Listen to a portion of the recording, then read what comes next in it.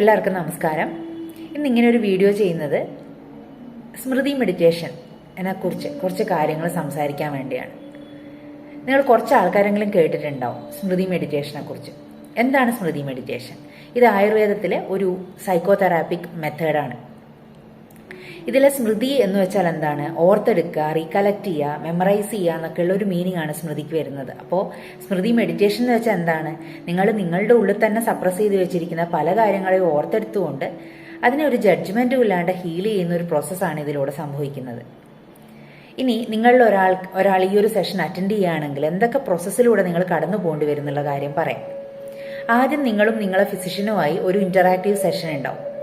ഈ ഒരു ഇന്ററാക്റ്റീവ് സെഷനിൽ പല ക്വസ്റ്റ്യൻസിലൂടെ നിങ്ങളുടെ ഉള്ളിൽ നിങ്ങൾ സപ്രസ് ചെയ്ത് വെച്ചിരിക്കുന്ന പല കാര്യങ്ങളെയും കണ്ടെത്തുകയാണ് ചെയ്യുന്നത്.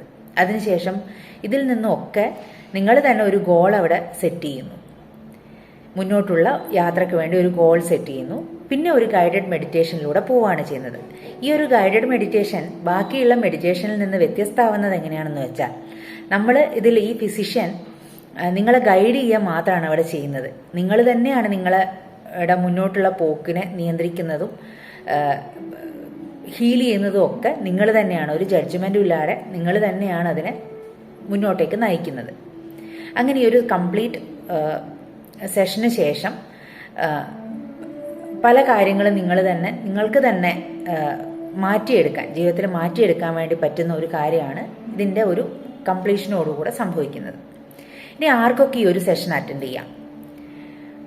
നിങ്ങൾ ഈ ഒരു കാലത്ത് സ്ട്രെസ്സോ സ്ട്രെയിനോ ആങ്സൈറ്റിയോ ഇല്ലാത്ത ആളുകൾ ഉണ്ടോ എന്ന് ചോദിച്ചാൽ ചിലപ്പം അപൂർവം ചില ആൾക്കാരെ കാണുള്ളൂ, അല്ലേ? അപ്പോൾ ഇങ്ങനെ ഈ ഒരു ലൈഫ് സ്റ്റൈലിലൂടെ കടന്നു പോകുന്ന ഏതൊരാളുകൾക്കും ഇത് അറ്റൻഡ് ചെയ്യുക എന്നുള്ളതാണ്. പിന്നെ ആയുർവേദത്തിലൂടെ പറയുമ്പോൾ നമ്മൾ ഫിസിക്കലി ഉള്ള കാര്യങ്ങൾക്ക് പലപ്പോഴും ഒരു പേഷ്യൻ്റ് വരുമ്പോൾ ഫിസിക്കലി ഉള്ള ബുദ്ധിമുട്ടുകൾ കൊണ്ടായിരിക്കും വരുന്നത്. പക്ഷെ കൂടുതലും അത് മാനസികമായി മാനസിക ബുദ്ധിമുട്ടുകളായി ചേർന്ന് കിടക്കുന്ന കാര്യമായിരിക്കും. അപ്പം അങ്ങനെയുള്ള ആൾക്കാർക്കും നമ്മൾ സ്മൃതി മെഡിറ്റേഷൻ കൊടുക്കാറുണ്ട്.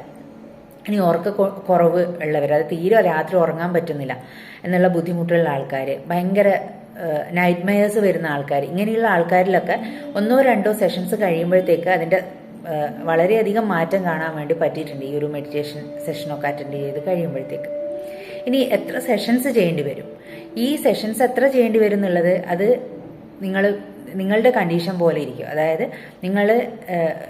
നിങ്ങളെ അസസ് ചെയ്യുമ്പോൾ നിങ്ങളുടെ ഫിസിഷ്യൻ തോന്നുന്ന രീതിയെ അപേക്ഷിച്ചിരിക്കും എത്ര സെഷൻസ് വേണമെന്നുള്ള കാര്യം.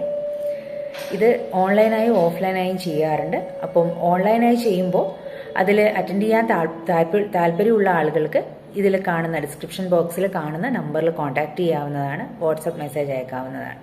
Thank you.